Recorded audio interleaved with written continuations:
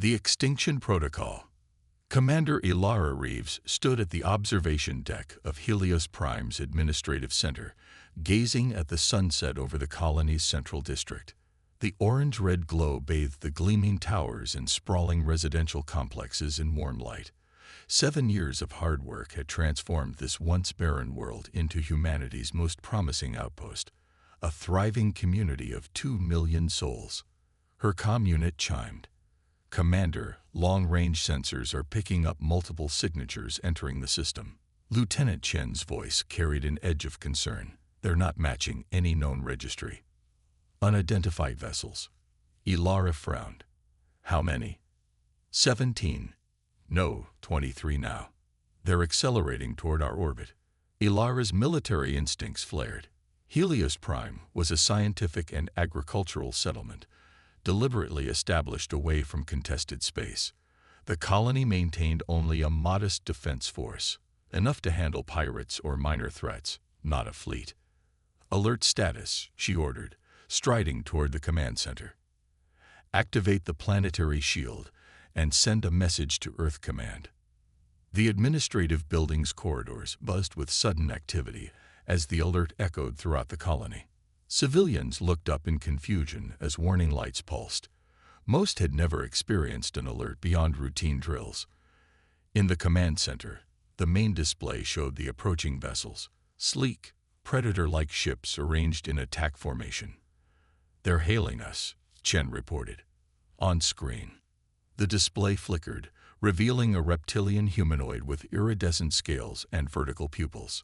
Elaborate armor adorned its muscular frame, and multiple subordinates moved in the background of what appeared to be a command bridge. "I am Sovereign Drax of the Vrex Imperium," the creature announced, its voice translated through the communication system. "You have established an unauthorized colony in territory claimed by the Imperium." Ilara straightened. "I am Commander Ilara Reeves of the Terran Planetary Alliance. We have no record of any territorial claim to this system. Our astronomical surveys and interstellar protocols confirmed this as unclaimed space before settlement." "Your surveys are irrelevant," Drax responded dismissively. "The Vrex Imperium has claimed this sector for future expansion. Your presence is a violation. We're willing to discuss diplomatic solutions," Ilara offered, activating the emergency protocols on her personal console, including the quantum entanglement communicator, humanity's most secure long-distance communication technology. "Our records show no prior contact with the Vrex Imperium. If there's been a misunderstanding—" "There is no misunderstanding," Drax interrupted. "The Imperium requires this demonstration. Lesser species must learn their place." The transmission cut abruptly. Immediately, the tactical display erupted with warnings. "They're charging weapons," Chen shouted. "Multiple targeting locks on our shield generators." Ilara's fingers flew across her console, initiating the colony's emergency evacuation protocols while simultaneously preparing a quantum burst transmission to Earth. She compressed the colony's databases, defense readings, and a personal message into a data package. "Get everyone to the shelters," she ordered as the first impacts rocked the building. The planetary shield flickered under the assault, a shield designed to protect against meteors and solar radiation, not concentrated military bombardment.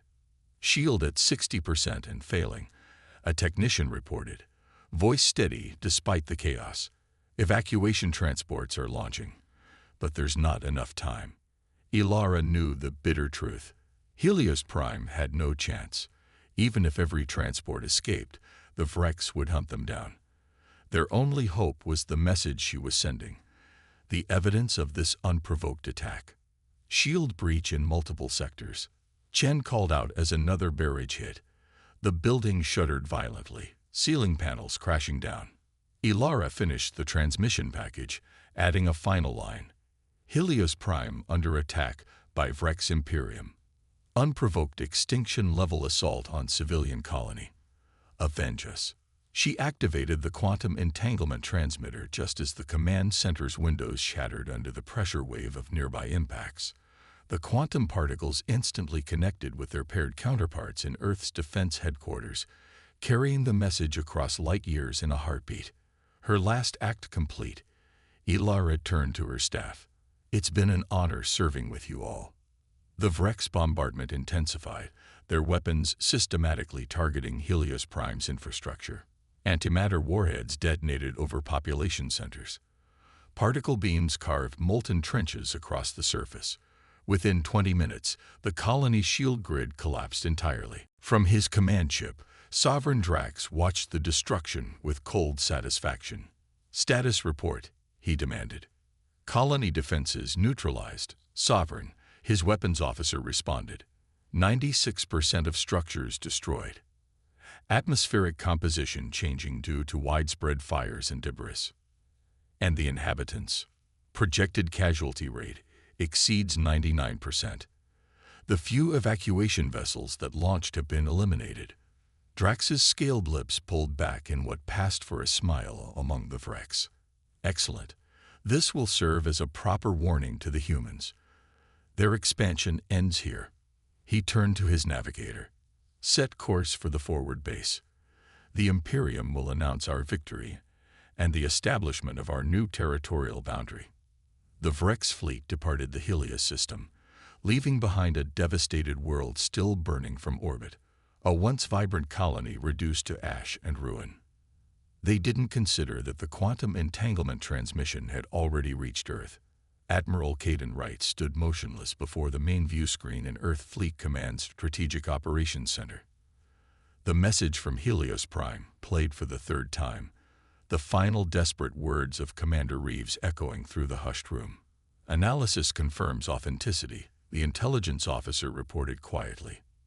"The transmission was sent via QE link exactly 36 hours ago. Based on the data package, the attack was completely unprovoked."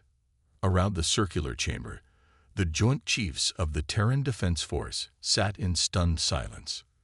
2 million colonists, scientists, farmers, teachers, children, gone in less than an hour. Admiral Wright finally spoke, his voice deceptively calm. "What do we know about the Vrex Imperium?" The intelligence officer activated a display. "Very little, sir. They're a previously uncontacted species from the Cygnus Arm. Our deep space probes detected evidence of their civilization about 15 years ago, but they've never responded to hails or shown interest in diplomatic contact. This is our first direct interaction." "Some interaction," General Santos muttered, her face ashen. "They just committed genocide as a territorial marker." Wright studied the tactical data Commander Reeves had managed to transmit: ship configurations, weapon signatures, shield frequencies. The Vrex technology was advanced, but not insurmountably so. What they possessed in firepower, they seemed to lack in subtlety. He made his decision. "Initialize Protocol Omega," he ordered. The room fell silent again. Protocol Omega had existed in TDF contingency planning for decades, a response to an extinction-level attack against humanity. It had never been activated. "Sir," Fleet Marshal Chen said carefully, "Protocol Omega authorizes deployment of the entire combat fleet. It would leave Sol system with minimal defenses." "I'm aware, Marshal." Wright's eyes never left the screen showing Helios Prime's final moments. "The Vrex just demonstrated their intentions toward human colonies. They believe we're weak, that we'll retreat behind our borders after this demonstration. That's not happening." He turned to face the Joint Chiefs. "Effective immediately, I am assuming direct command of the response force. We will assemble every available combat vessel and depart for the Helios system within 24 hours. The Senate will need to approve." Someone began. "The Senate already has," interrupted a new voice. President Adama strode into the chamber, followed by her security detail. Her face was granite. Emergency session just concluded. The vote was unanimous. She approached the tactical display, studying the Vrex ships. "The Senate has authorized full military response, with one condition. This is not about revenge. We will not become what we're fighting." Wright nodded slightly. "Understood, Madam President." But the Vrex need to learn a fundamental truth about humanity. His eyes hardened. We do not abandon our people, not even in death. Within hours, Earth's orbital shipyards hummed with unprecedented activity. Vessels from across human space, from Mars Defense, the Jupiter Alliance, and the outer colonies, converged on Earth. Military ships were rearmed and resupplied. Civilian vessels were retrofitted with military-grade shields and weapons systems. In the TDF Indomitable's cavernous hangar bay, Admiral Wright addressed the assembled fleet commanders, their faces grim with resolve. "The Vrex Imperium believes they've sent us a message," he said, his voice carrying to every corner of the vast space. "They believe we'll cower, that we'll abandon our rightful place among the stars." He paused, letting his gaze sweep across the gathered officers. "We're going to correct that misunderstanding. The Vengeance fleet departs in 6 hours." Throughout human space, the response was the same. Ship captains cut short leaves. Retired veterans returned to service. Civilian contractors worked alongside military personnel, retrofitting, repairing, and preparing. By the 24-hour mark, 317 combat vessels and support ships had assembled in high Earth orbit, the largest military force humanity had ever fielded. At their center, the massive dreadnought Indomitable stood ready, its newly installed prototype weapons systems humming with potential energy. On the bridge, Admiral Wright took his command chair as the fleet prepared for synchronized jump. "All vessels report ready, Admiral," his XO reported. Wright nodded, activating the fleet-wide comm. "Vengeance Fleet, this is Admiral Wright. Today we answer an atrocity with justice. Today we show the galaxy that humanity stands as one. Today we honor those we lost on Helios Prime." He paused, feeling the weight of 2 million souls. Jump drives synchronized. All vessels execute. In perfect unison, the fleet vanished from Earth orbit, tearing holes in space-time as they began their journey to the Helios system, and to a reckoning the Vrex Imperium could not imagine. Retribution's edge. The Vengeance fleet materialized at the edge of the Helios system, their synchronized jump drives creating a spectacular ripple of blue-white energy across the darkness of space. On the bridge of the TDF Indomitable, Admiral Wright studied the tactical display as sensor data flooded in. "Status report," he ordered, his voice steady. "All 317 vessels accounted for and in formation." Admiral, his XO, Commander Dias, responded. "Jump accuracy variance less than 0.002%, well within parameters." Wright nodded. The precision of their arrival would be the first indication to any watching eyes that this wasn't a hastily assembled retaliation force, but a meticulously coordinated armada.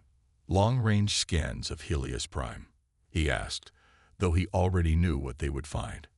The science officer's voice was tight, confirming total biosphere collapse. "Sir, atmospheric composition shows high particulate matter and radiation consistent with antimatter bombardment. No surviving structures detected." Wright allowed himself a moment of grief before focusing on the tactical situation. "Any sign of the Vrex?" "Yes, sir," the tactical officer replied, highlighting a section of the display. "We're detecting a Vrex presence in orbit around the 5th planet. Appears to be a recently established forward base.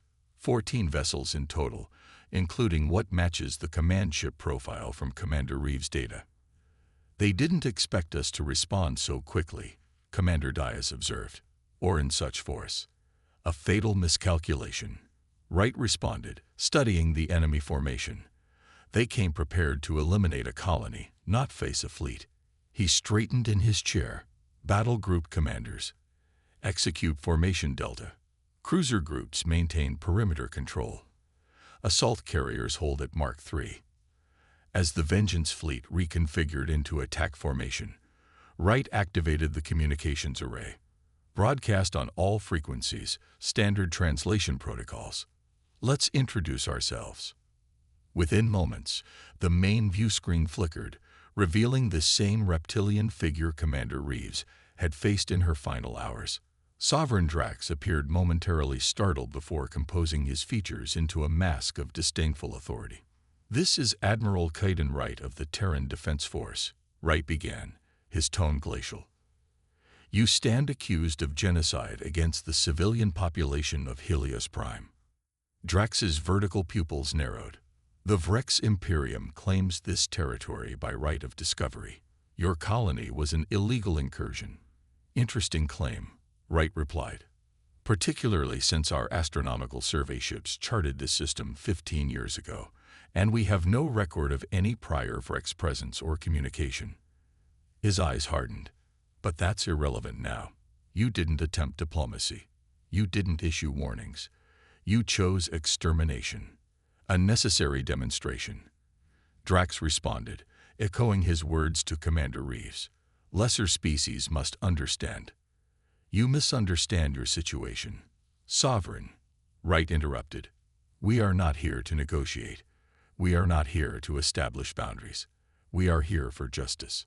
For the first time, uncertainty flickered across Drax's reptilian features as he finally registered the size and composition of the human fleet. "This aggressive posturing will not."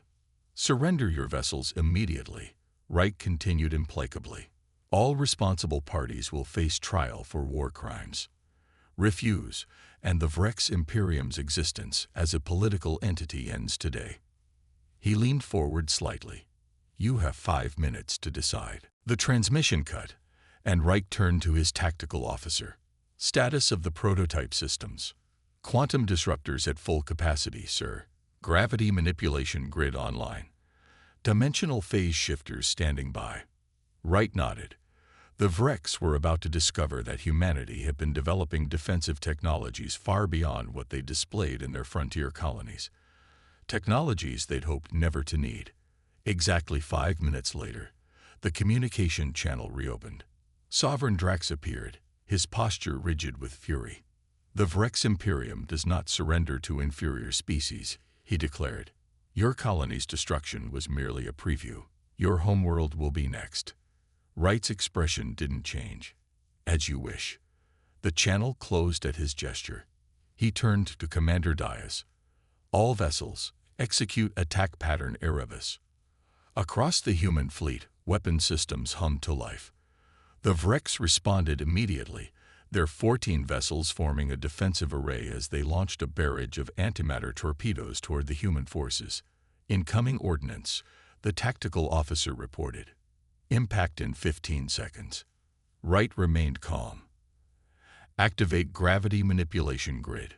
Before the torpedoes could reach their targets, space itself seemed to warp between the fleets. The torpedoes suddenly veered off course, drawn into rapidly forming microsingularities that swallowed them completely before dissipating. On the Vrex command ship, alarms blared as sensors registered the impossible phenomenon. Drax stared in disbelief. "What is this trickery? How did they?" "Sovereign," his science officer interrupted. "The humans are generating localized gravitational distortions. Our weapons cannot penetrate." Drax snarled. "Impossible. Advance the fleet. Full assault pattern. Target their flagship." The Vrex vessels surged forward, energy weapons charging. Wright watched them approach on the tactical display, waiting for the precise moment. "Phase shifters online," he ordered as the Vrex entered optimal range. "Target their propulsion systems." Across the human fleet, specialized emitters activated, sending invisible waves of quantum energy toward the advancing Vrex ships. Where the waves struck, Vrex hull material briefly phased out of normal space, allowing the energy to pass through their shields as if they didn't exist. The effect lasted mere milliseconds, but it was enough. Precision strikes disabled the propulsion systems of 8 Vrex vessels, leaving them adrift. "Quantum disruptors, target their remaining combat vessels," Wright commanded. "Fire." From the Indomitable's specialized weapon arrays, beams of swirling blue-white energy lanced out, connecting with the shields of the largest Vrex warships. Rather than attempting to overpower the shields with brute force, the quantum disruptors operated on a fundamental principle. They matched the shield frequency, then inverted it, causing the shields to collapse from within. Direct hits on 5 vessels, Tactical reported. Their shields are down. Wright's voice remained steady. Conventional weapons. Targeted strike. Disable, don't destroy. Precision railgun fire from the human cruisers struck the now vulnerable Vrex ships, systematically taking out weapon emplacements and communication arrays. Within minutes, the remaining Vrex vessels were effectively neutralized. Damaged but intact, their crews alive but unable to continue fighting. Only the Sovereign's command ship remained fully operational, attempting to retreat while launching a desperate final salvo at the human fleet. The command vessel is attempting to jump out system, Commander Dias reported. Wright's expression hardened. Not today. Activate the quantum anchor. From the Indomitable's bow, a specialized projector fired, connecting with the Vrex command ship in a web of energy. The effect was immediate. The Vrex jump drive spooled down, its energies dispersed harmlessly. They're hailing us, communications reported. On screen, Sovereign Drax appeared, his scales pale with fury and fear. What manner of witchcraft is this? He demanded. These technologies are impossible. Not impossible, Wright replied calmly. Just unknown to you. You thought us primitive because our colony had minimal defenses, a fatal miscalculation. He stood, approaching the view screen. You should have done your research, Sovereign. Humanity evolved on a predator world. We spent most of our history fighting each other. When we finally united and looked to the stars, we promised ourselves we would seek peace first. His voice hardened. But we never forgot how to fight. Behind our scientific colonies and diplomatic overtures, we continued to innovate, not for conquest, but for defense. What you're witnessing is just a fraction of what we can do when provoked. Drax's posture slumped slightly as the reality of his situation became clear. You spoke of lesser species, Sovereign, Wright continued. You should understand that technological advancement and moral evolution don't always progress at the same rate. You may have achieved spaceflight, but you still think like barbarians. He turned to his tactical officer. Boarding teams to all disabled vessels. Secure their crews and download their navigational data. Then back to Drax. Your vessel will be boarded. Your crew will be detained. And you will stand trial for the 2 million lives you extinguished at Helios Prime. As human assault shuttles deployed toward the disabled Vrex fleet, Wright faced a decision that would define humanity's response to this atrocity. The Vengeance fleet had the firepower to continue to the Vrex homeworld, to answer genocide with genocide. Many in the fleet wanted exactly that. An eye for an eye, a world for a world. But that path would transform humanity into what they were fighting against. Set course for the coordinates we extracted from their navigation system, Wright ordered. We'll establish contact with the Vrex leadership and present our terms. Commander Dias approached quietly. Terms, sir. Justice for Helios Prime. Reparations. A binding non-aggression treaty.